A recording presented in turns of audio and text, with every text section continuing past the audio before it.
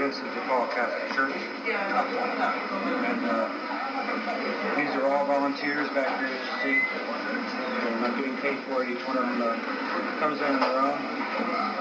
On the weekends, we get some of the youngsters from different high schools come back and volunteer their time to feed. Each day there's a different crew that comes in because it's a different set of volunteers. The food is purchased somewhat by the church, and a lot of it is donated by local restaurants and bread companies and food companies.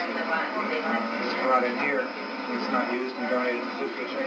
They cook it back here, they prepare it, they serve it. There's no obligation when you eat here. You just have to be a human being. You can walk in, you sign your guest ledger, and eat to your heart's content. You can be a millionaire or not have a penny to your name. Now we're back on the train.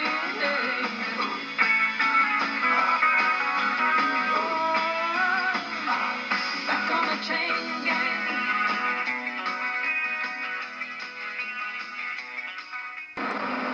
Okay, set up the name. I can't cash the thing.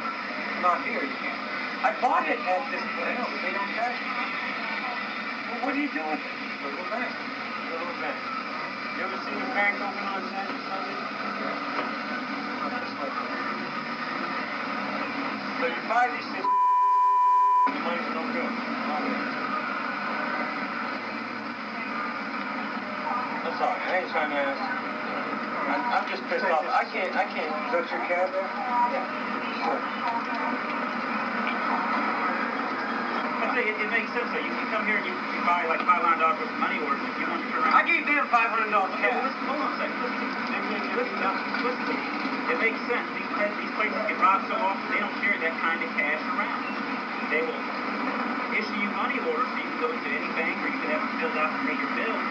When you come up and want to cash $500 or $300 money orders, these people don't have that kind of cash laying around. If they did, they'd be robbed every day. I gave them that kind of money. I know, and as soon as you gave them that money, it was dropped in the safe. They have no access to it. No, all they say is if you want a money order, we'll give you a money order. We can't cash it here. We do not carry that large sum of money. Sir. Can't come on the property. That's fine. What am I going to do with $500? Bank broke till this day. If you ain't got an account, they don't want to do it. Well, that's something you don't have to set up an account. If you got the money, go out and buy money order. I got to go up. I got to roll. I got $500 in the store. If they don't give me... Keep your voice down. Well, what am I supposed to do with $500 out there? Nobody. I lost $500. Who's looking out for me? The bank, okay? Well, Nobody got that. No, they don't want it. They don't want it. It means nothing to them. like I said, they didn't cash it. Sorry? Who's got it? Have to set up something with the bank. Well, that's got a problem.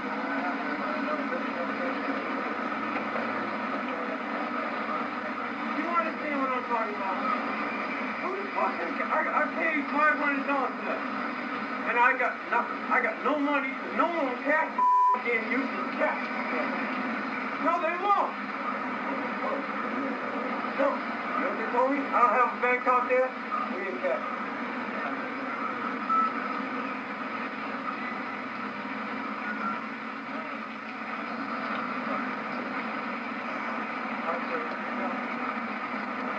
But I didn't get nothing.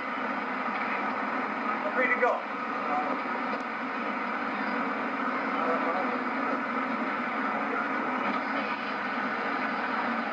I gave them $500, cash money. They don't have to give me back nothing.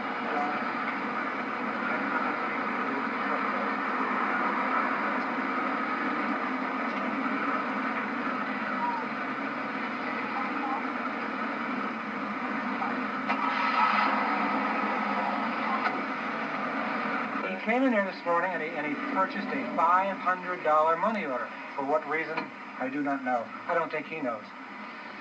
He came back this afternoon wanting to cash the money order. And Pickwick has a policy of selling money orders, but they don't cash them. He he got all upset because he couldn't get his $500 back. And the banks are closed, and all he's got is a piece of paper, and he wants his $500. That's why he was upset.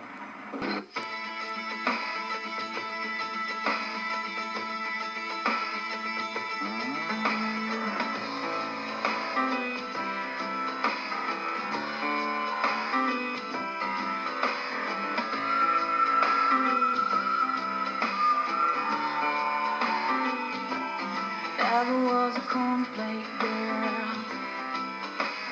Thought that was a good solution, hanging with the raisin girls. She's gone to the other side, giving us a yo-yo.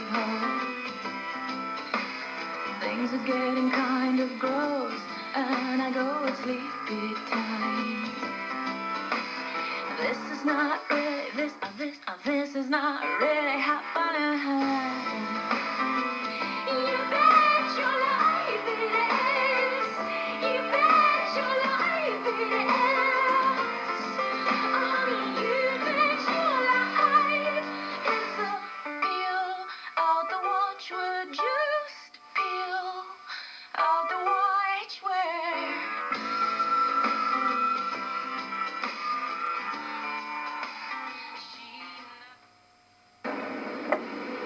Cleveland, I'm over. I'll be back on a unit at the 500 block, correction, 600 block of Cleveland. Roger. I said, well, sir, did you see the signs and the markings in the roadway and the sign over top of the intersection? Honest to God, officer, I can tell you I didn't see a one of them. Just as I told you.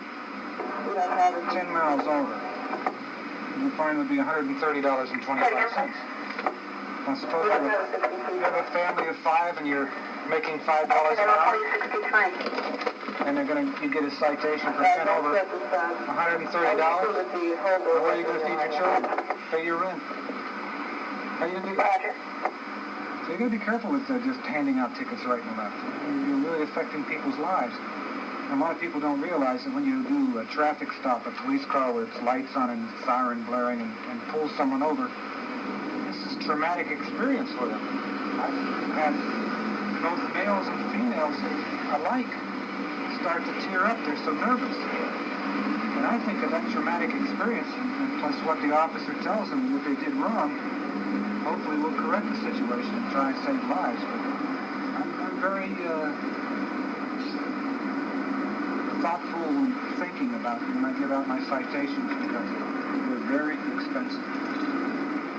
And it could mean a difference of whether or not the children in the back seat are going to have a meal next week or not, or whether they're going to have Christmas presents. Ford tag Tom David Adam 79Y Yankee TGA 79Y. It's going to be a silver-colored Cadillac. And we'll be in the parking lot of Station Square Park on Cleveland Street. I'm not quite sure where he wants to stop. I think he's looking for like a metered parking space. There we go. He knew as soon as I turned on my lights what he had done. Stay in your car, sir. Stay in your car.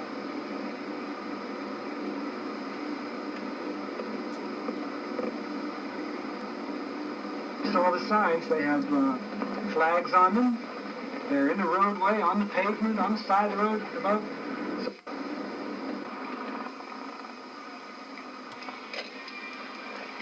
Thank you.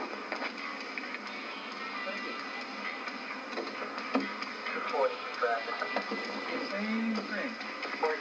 He didn't see any of the 6 signs. Motorcycle tag 219.